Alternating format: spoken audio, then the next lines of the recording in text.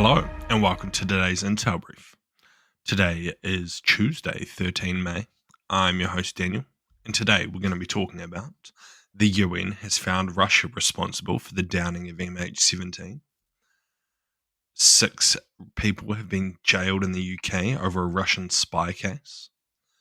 And the PKK has announced its intention to disband. So firstly, the United Nations Aviation Council on Monday ruled that Russia was responsible for the downing of Malaysian Airlines flight over Ukraine, which killed all of the nearly 300 people on board in 2014.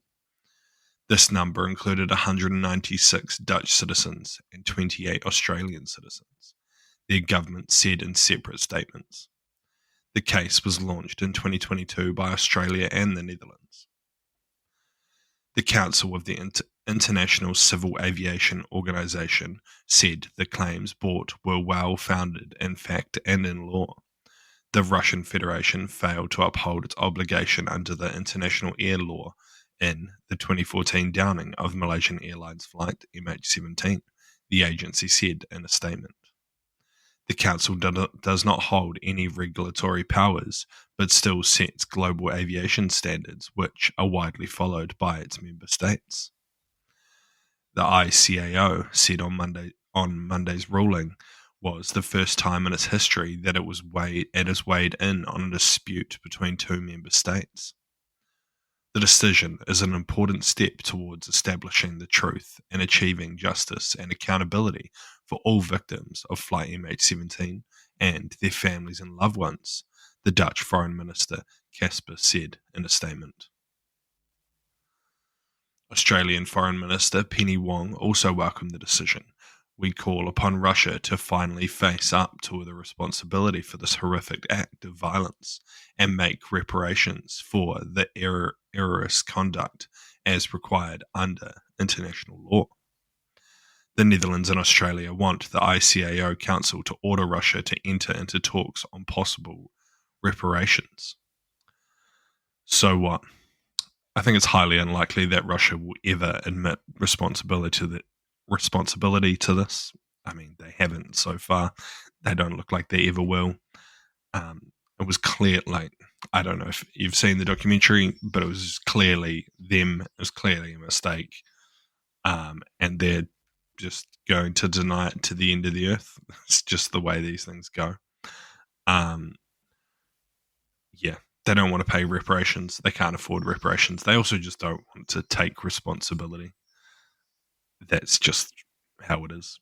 It's highly unlikely that anything will ever happen or they'll ever be able to get them to admit responsibility. And next,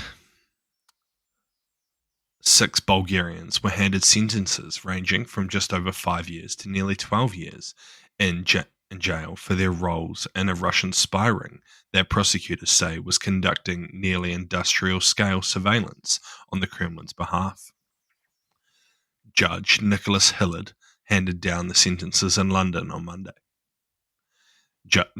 Hillard sentenced the ringleader, Orlan Rusev, 47, to 10 years and 8 months in prison, telling him that the operations he had directed posed a serious risk to Britain's national security. Rusov pleaded guilty before the trial in one count of conspiracy. Rusov pleaded guilty before trial to one count of conspiracy to spy for Russia after police found thousands of messages between himself and Wirecard fugitive Jan Malchik, who reportedly directed the unit of Bulgarian nationals from overseas. Malchik, the court was told, acted as the go-between for Russian intelligence, and Rusov, who led the operation from a guest house in Great Yarmouth in Norfolk. The Russian embassy in London has not commented on the case, though the Kremlin rejects all spying allegations. The 6 were convicted for carrying out surveillance on journalists, dissidents, and Ukrainian soldiers being trained at the US military base in Germany. So what? Much like the last case we just talked about, again, Russia will never claim responsibility. They'll never admit to any of this. This is just how these things go. Though, I think things can be gained from this situation. It is possible that some of these people will hand over further information about what they were told to do, how they were told to do it. It's a good way of learning on Russian TTPs and how Russia runs their spying networks, allowing UK and European and also US intelligence officials to better understand our. However, these individuals were likely too far down the line to know anything of value going forward. Likely all information that they knew is now past and gone, so is no longer useful to intelligence services outside of TTPs. And lastly, the Kurdish Workers' Party, or PKK, has said that the Kurdish militant group plans to cease operations soon, news agencies close to the organisation reported on Monday.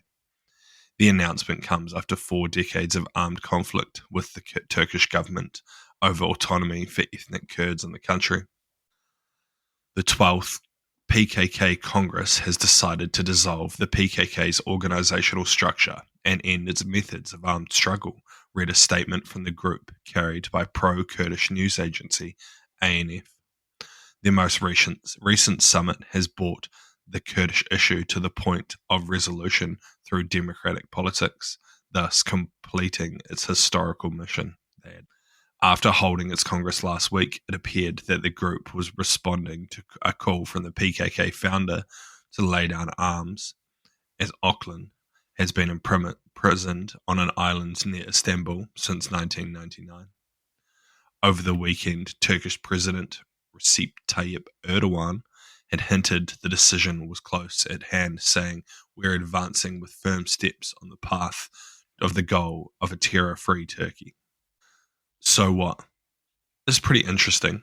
I haven't seen reporting or don't know what they mean by they're close to completing the historical mission, because it is highly unlikely that Turkey is going to give them any form of autonomy anytime soon. I think it's quite possible that they have essentially lost. Turkey has applied a lot of pressure to this group over the years and has worked very hard to kill off their fighters, kill off their leadership, imprison their people through aggressive military means throughout both Turkey, Syria, and Iraq. It's possible that the leader Öcalan, as he gets older, is looking to get out of prison, but I think it's unlikely that Turkey will let him go anytime soon unless there's an extended period of peace. Outside of that, I think the Kurds probably, most of them will probably go into Syria and Iraq, where they have much more autonomy and safety, and hopefully stop getting drone striked and bombed by the Turks. That's the way it goes. Thank you for listening to today's Intel Brief. I've been your host, Daniel, and I'll see you next time. See you.